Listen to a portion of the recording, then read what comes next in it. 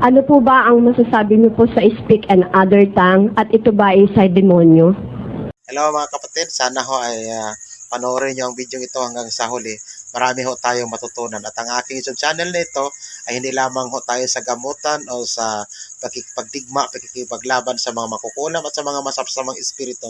Ito rin ay madalang Bible study at pag-aaral tungkol sa mga spiritual na mga gawain. So, panoorin nyo ang video ito hanggang sa huli kung ano ba talaga ang kahulugan ng speaking in tongues na ginagawa ng mga iba't ibang reliyon sa ating panahon. Ito na po, panoorin nyo. Sana ay subscribe nyo at i-share ang aking YouTube channel ito.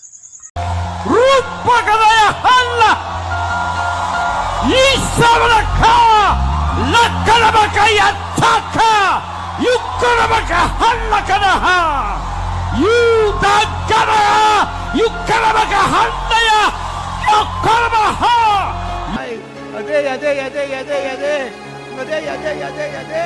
Ya ba be con la ba ya ma Ala oye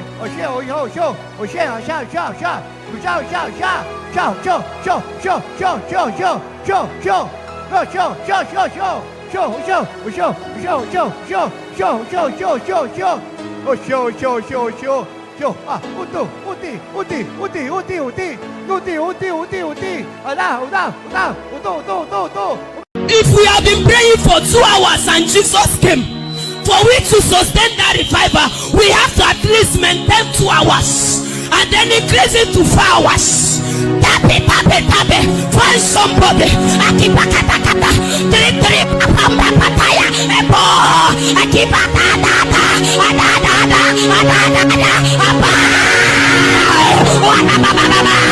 We sustain revival by prayer. Ito salamamimi. Siraulo, mga gago, mga siraulong pastor ang tinatawag na ibang wika sa Biblia o strange tongue, tongue na hindi iyo ginagamit ng ibang rasa o ginagamit ng ibang lahi. Ano po ba ang masasabi niyo po sa speak and other tongue at ito ba ay sa demonyo? Alam nyo, yung speaking in tongues. Tandaan nyo, nakalagay doon sa Biblia, speaking in tongues. Plural yun eh.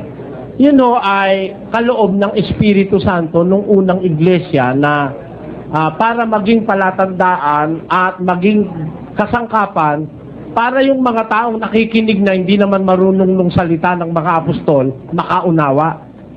Medium po ng Diyos yun, palang milagro na nagsasalita mga apostol Galileo, nakikinig yung taga-Ehipto, napapakinggan nila sa sarili nilang wika para bang may automatic translation ng sinasabi ng mga apostol. And that is by the power of the Holy Spirit. Pakinggan nyo sa gawa ng mga apostol. At silang lahat ay nangagtaka at nagsipanggilalas. Bakit? Na nagsasabi, narito, hindi baga mga Galileyong lahat ang mga nagsisipagsalitang ito? At bakit nga naririnig ng bawat isa sa atin ang ating sariling wikang kinamulatan? Tayo ngang mga Parto, mga Medo, mga Elamita, at ang nananahan sa Mesopotamia, sa Judea at sa Cappadocia. Ang daing mga nationalities noon nagkakatipo noon, nung dumating ang Espiritu Santo sa mga apostol na parang dilang apoy, nagsalita sila ng wika, meaning, yung sinasabi nila, automatically, pag nakarating sa pakinig nung nakikinig, taga Mesopotamia, taga Persia, taga kung saan sa mga lahi na iba-iba salita, naririnig nila sa kanilang sariling salita mismo. Yun po ang sinasabi ng speaking in tongues sa Biblia. Meron diversities of tongue na sinasabi, meaning, iba-ibang wika ang naririnig sa mga apostol. Eh, yun ang mga pastor ngayon, wala namang iba-ibang wika ang marinig kay. English nga lang, baluktot pa eh. O, di ba? Kaya panluloko lang sa kapwa yan ngayon eh. At yung sinasabi nila, wala naman nakakaintindi. Sa Biblia po, pag wala rin lang makakaintindi, tumahimik ka na lang. 14:27. Kung nagsasalita ang sino man ng wika, maging dalawa o huwag higit sa 3 at sunod-sunod, at ang isa'y magpaliwanag. Datapwat kung walang tagapagpaliwanag ay tumahimik siya sa iglesia. Kung wala namang magpapaliwanag doon sa binibigkas mo, tumahimik ka na lang. Eh ngayon wala namang makakaintindi. Dadadal, tanungin mo kung ano sinabi niya, wala. Nagpapahanga lang kasi yung mga yun Kunyari, they are in disguise na sila may kasamang espiritu. Hindi naman ako tutol, may espiritu nga sila. Kaya lang sa demonyo yun. Alam ko, ang pumupunta dito, dalawa lang. Nagsasabi ng totoo o kasinungalingan. Tsaka, ang pagsasabi ng katotohanan, hindi nangangahulugan na naninira ka ng tao. Ito yung magbubukas sa lahat ng matang binulag mo sa kasinungalingan. Hayaan natin ang taong bayan ang magpapasya kung tama ko o mali. Marami pang lilitaw at may lilitaw pa dahil may nanindigan na.